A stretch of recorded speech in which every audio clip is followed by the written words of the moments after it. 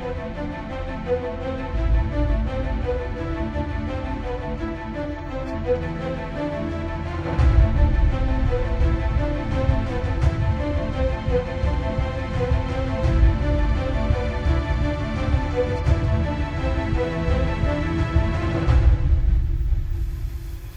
ਦਾ ਮਿਆਰ ਉੱਚਾ ਚੁੱਕਣ ਦੇ ਦਾਅਵੇ ਕਰਨ ਵਾਲੀ ਪੰਜਾਬ ਸਰਕਾਰ ਦੇ ਦਾਅਵੇ ਉਦੋਂ ਖੋਖਲੇ ਨਜ਼ਰ ਆਉਂਦੇ ਨੇ ਜਦੋਂ ਮੋਗਾ ਦੇ ਸਰਕਾਰੀ ਸਕੂਲ ਪੱਤੀ ਰੂਪਾ ਦੇ ਵਿੱਚ ਲਗਭਗ 200 ਦੇ ਕਰੀਬ ਬੱਚੇ ਇੱਕੋ ਛੱਤ ਥੱਲੇ ਪੜ੍ਹਨ ਲਈ ਮਜਬੂਰ ਨੇ।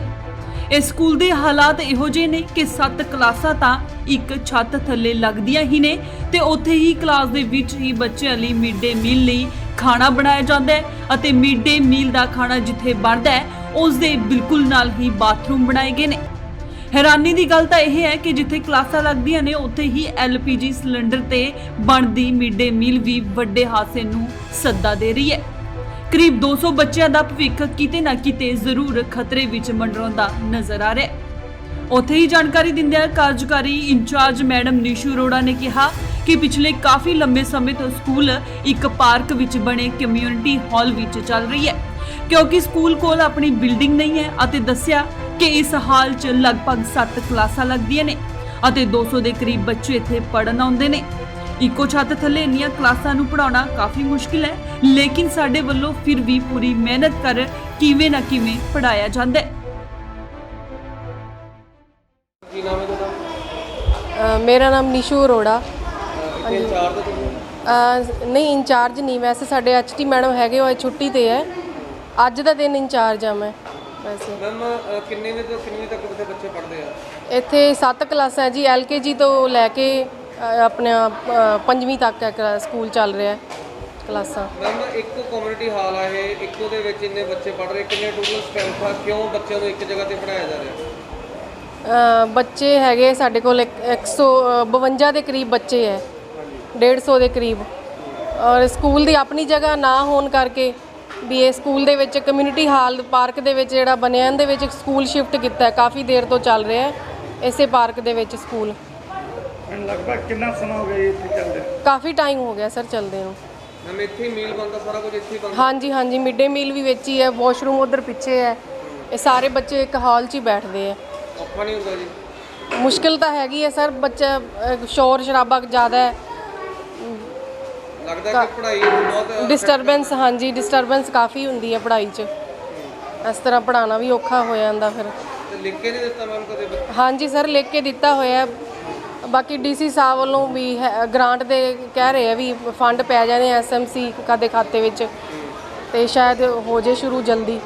ਮੈਮ ਲੱਗਦਾ ਕਿ ਬੱਚਿਆਂ ਦਾ ਭਵਿੱਖ ਉਜਵਲ ਨਹੀਂ ਗਾ ਜੇ ਇਸ ਤਰ੍ਹਾਂ ਦੀ ਪੜ੍ਹਾਈ ਜਿਹੜੀ ਆ ਦਿੱਤੀ ਜਾ ਰਹੀ ਹੈ ਸਰਕਾਰ ਵੱਲੋਂ? ਮੁਸ਼ਕਲ ਤਾਂ ਹੈਗੀ ਹੈ ਸਰ, ਦੇਖੋ ਅਸੀਂ ਚੰਗੇ ਲਈ ਆਸ ਕਰਦੇ ਹਾਂ ਵੀ ਸਾਡੀ ਸ਼ਾਇਦ ਸੁਣਵਾਈ ਹੋ ਜੇ। ਕਹਿ ਰਹੇ ਆ ਸਮਾਰਟ ਸਕੂਲ ਬਣ ਜਾਣਾ, 5 ਕਮਰੇ ਮਿਲ ਰਹੇ ਆ ਪਿੱਛੋਂ। ਹੋਰ ਵੀ ਸਕੂਲਾਂ ਦਾ ਹੈਗਾ ਨਾਮ, ਵਿੱਚ ਸਾਡੇ ਸਕੂਲ ਦਾ ਨਾਮ ਵੀ ਹੈਗਾ ਪੱਤੀ ਰੂਪਾ ਦਾ। ਸਰ ਇਹੀ ਅਪੀਲ ਕਰਾਂਗੇ ਸਰਕਾਰ ਨੂੰ ਵੀ ਜਿਹੜੀ ਸਾਡੀ ਬਾਕੀ ਹੋਰ ਬਹੁਤ ਸਹੂਲਤਾਂ ਸਰਕਾਰ ਵੈਸੇ ਦੇ ਰਹੀ ਹੈ, ਵਰਦੀ ਹੋ ਗਈ, ਮੁਫਤ ਦਾਖਲਾ, ਕਾਫੀ ਗ੍ਰਾਂਟਸ ਵੀ ਆ ਗਈਆਂ, ਅੱਛਾ ਹੋ ਗਿਆ। ਬਸ ਇੱਕ ਇਹੀ ਸਾਡੇ ਲਈ ਤਾਂ ਵੀ ਸਾਨੂੰ ਜਗ੍ਹਾ ਮਿਲ ਜੇ, ਬੱਚਿਆਂ ਲਈ ਕਮਰੇ ਪੈ ਜਾਣ, ਅਲੱਗ-ਅਲੱਗ ਕਮਰਿਆਂ 'ਚ ਬੈਠ ਕੇ ਅਸੀਂ ਚੰਗੇ ਤਰੀਕੇ ਨਾਲ ਇਹਨਾਂ ਨੂੰ ਪੜ੍ਹਾ ਸਕੀਏ, ਹੋਰ ਵਧੀਆ ਕਰ ਸਕੀਏ। ਮੇਨ ਸਾਡੇ ਲਈ ਤਾਂ ਸਾਡੀ ਤਾਂ ਸਕੂਲ ਦੀ ਇਹੀ ਜ਼ਿਆਦਾ ਮੇਨ ਪ੍ਰੋਬਲਮ ਹੈ। ਉੱਥੇ ਹੀ ਸਕੂਲ ਦੇ 5ਵੀਂ ਜਮਾਤ ਵਿੱਚ ਪੜ੍ਹਦੀ ਲੜਕੀ ਸਿਮਰਨ ਨੇ ਦੱਸਿਆ ਕਿ ਜਦੋਂ ਖਾਣਾ ਬਣਦਾ ਹੈ ਤਾਂ ਬਹੁਤ ਜ਼ਿਆਦਾ ਗਰਮੀ ਲੱਗਦੀ ਹੈ ਅਤੇ ਬਾਥਰੂਮ ਹਾਲ ਦੇ ਵਿੱਚ ਬਣਿਆ ਹੋਇਆ ਹੈ ਜਿਸ ਕਾਰਨ ਬਦਬੂ ਵੀ ਆਉਂਦੀ ਹੈ।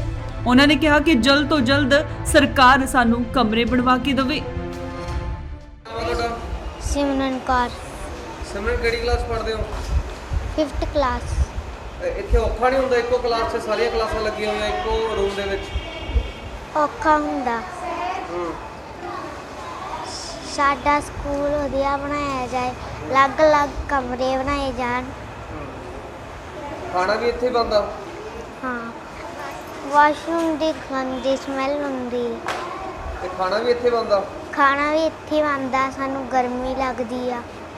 ਉੱਥੇ ਹੀ ਆਪਣੇ ਬੱਚਿਆਂ ਨੂੰ ਸਕੂਲ ਤੋਂ ਲੈਣ ਆਏ ਮਾਤਾ-ਪਿਤਾ ਨੇ ਵੀ ਪੰਜਾਬ ਸਰਕਾਰ ਨੂੰ ਜੰਮ ਕੇ ਕੋਸਦਿਆਂ ਕਿਹਾ ਕਿ ਉਂਝ ਤਾਂ ਪੰਜਾਬ ਸਰਕਾਰ ਸਮਾਰਟ ਸਕੂਲਾਂ ਦੀ ਗੱਲ ਕਰ ਰਹੀ ਹੈ ਪਰ ਇਹੋ ਜਿਹੇ ਸਮਾਰਟ ਸਕੂਲ ਪੂਰੇ ਪੰਜਾਬ 'ਚ ਕਿਤੇ ਨਹੀਂ ਦੇਖਿਆ ਹੋਣਾ। ਜਿੱਥੇ ਇੱਕ ਛੱਤ ਥੱਲੇ ਬੈਠ ਕੇ ਲਗਭਗ 200 ਦੇ ਕਰੀਬ ਬੱਚੇ ਪੜ੍ਹ ਰਹੇ ਹੋਣ। ਜਸਪਾਲ ਸਿੰਘ ਜੀ, ਇੱਥੇ ਕੌਣ ਪੜ੍ਹਦਾ ਜੀ ਤੁਹਾਡਾ? ਮੇਰੀ ਬੇਟੀ ਪੜ੍ਹਦੀ ਹੈ ਜੀ ਪਹਿਲੀ ਕਲਾਸ 'ਚ। ਇੱਕ ਹਾਲ ਦੇ ਅੰਦਰ ਜਿਹੜੇ 200 ਬੱਚੇ ਤਕਰੀਬਨ ਪੜ੍ਹ ਰਹੇ ਆ, ਕੀ ਕਹਿਣਾ ਚਾਹੋਗੇ? ਇਹ ਸਰ ਜੀ 200 ਬੱਚੇ ਇੱਕੋ ਹਾਲ ਦੇ ਅੰਦਰ ਪੜ੍ਹ ਰਹੇ ਆ, ਵਿੱਚ ਹੀ ਲੈਟਰਿੰਗ ਬਾਥਰੂਮ ਆ ਜੀ, ਵਿੱਚ ਹੀ ਖਾਣਾ ਬਣ ਰਿਹਾ ਜੀ। ਕੀ ਲੱਗਦਾ ਕਹਿਣਾ ਨਹੀਂ ਚਾਹੋਗੇ? ਬੱਚਿਆਂ ਨੂੰ ਔਖਾ ਸਮੱਸਿਆ ਵਿੱਚ ਬੈਠੇ ਬੱਚਿਆਂ ਨੂੰ ਬਹੁਤ ਔਖਾ ਜੀ। ਆਹ ਸਾਈਡਾਂ ਤੇ ਦੇਖੋ ਜੀ ਕੀ ਹਾਲ, ਸੱਪਾਂ ਦਾ ਘਰ ਬਣਿਆ ਪਿਆ ਜੀ। ਤੇ ਕਦੇ ਲਿਖ ਕੇ ਨਹੀਂ ਦਿੱਤਾ ਤੁਸੀਂ ਕਿਸੇ ਨੂੰ? ਕੋਈ ਆਉਂਦਾ ਹੀ ਨਹੀਂ ਜੀ ਇੱਥੇ, ਕੋਈ ਬਹੁਤ ਵਾਰੀ ਲਿਖ ਕੇ ਦਿੱਤਾ ਜੀ, ਕੋਈ ਨਹੀਂ ਇੱਥੇ ਆਇਆ ਜੀ, ਕੋਈ ਮੰਤਰੀ ਨਹੀਂ ਆਇਆ ਜੀ ਇੱਥੇ। ਮੰਤਰੀ ਤਾਂ ਕਹਿੰਦੇ ਸਕੂਲ ਸਾਡੇ ਪੰਜਾਬ ਦੇ ਬਹੁਤ ਵਧੀਆ ਬਣ ਗਏ ਆ, 1 ਨੰਬਰ ਬਣ ਗਏ, ਤੁਸੀਂ ਕੀ ਕਹਿਣਾ ਚਾਹੋਗੇ? ਆਹ ਤੁਸੀਂ ਆਪ ਹੀ ਦੇਖ ਲਓ ਜੀ ਹਾਲ, ਦੇਖ ਲਓ ਮੰਤਰੀ ਸਾਹਿਬ ਦਾ 1 ਨੰਬਰ ਸਕੂਲ ਬਣਾਇਆ ਹੋਇਆ। ਸਾਡੇ ਭੋਰਾ ਪਰ ਬੱਚੇ ਇੱਕ ਹਾਲ ਦੇ ਵਿੱਚ ਹੀ ਪੜ੍ਹ ਰਹੇ ਜੀ, ਅੱਡੋ ਅੱਡੀ ਕਮਰੇ ਪਾਏ ਜਾਣ ਜੀ।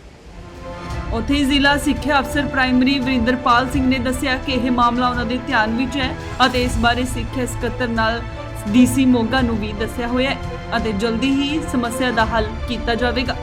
ਮੋਗਾ ਤੋਂ ਤਨਮੇ, ਇੰਡੋਸ ਟੀਵੀ, ਆਸਟ੍ਰੇਲੀਆ।